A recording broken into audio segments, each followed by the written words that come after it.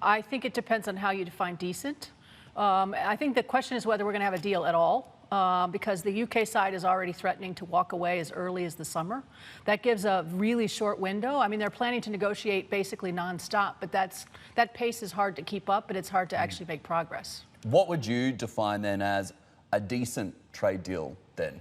Well, my definition of this is not going to match whatever they can accomplish this year, because I think it needs to be goods, services, investment, procurement, property rights, et cetera. And most of that is going to be hard to get done in such a compressed window. What will be the main key sticking points, do you think, from either side? We know that the British side wants a deal that kind of looks like what Canada has with the EU, and of course what Australia is working on with the EU as well. The EU saying, you know what, you guys are literally just across the English Channel, so it needs to be different. Is that going to be, do you think, one of the major sticking points? I think that for sure is one of the major sticking points. And then the extent to which the UK can diverge from what the EU regulations are.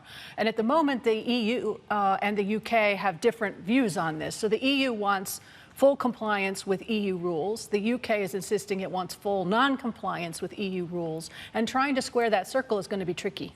Okay, Dan, come in. Deborah, it's interesting because just over the past 48 hours, we have seen Boris Johnson really piling a lot of pressure on his European counterparts and also suggesting that he's going to walk away perhaps as soon as the summer if these talks start not going his way.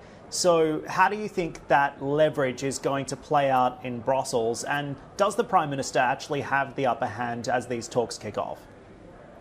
No, he doesn't have the upper hand, especially because they are they're a large economy, but in the scale of the EU, they are not a large economy. And so if you just look at relative power differentials between them, the EU is obviously going to get more of what it wants than the UK. But the one card that Johnson has is the ability to walk away.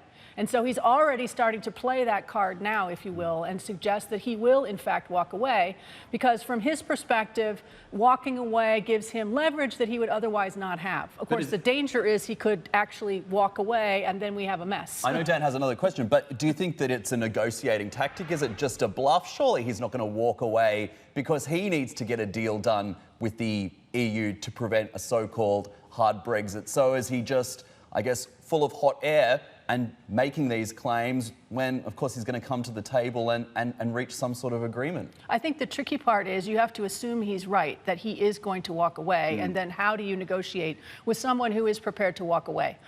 Even if it's just a bluff, you wouldn't know until it gets kind of late in the procedure. So you have to assume he would be willing to walk away. And if it's a hard cliff edge, he's said this in the past, he's perfectly happy to have that. That is the price of sovereignty. He will put up with it, and he will make amazing deals elsewhere, like with the United States. Hey everybody, it's Hadley Gamble from our new CNBC Middle East Bureau in Abu Dhabi. Thanks for stopping by. Now to watch more, you can try one of the videos that just popped up on your screen. And don't forget to subscribe.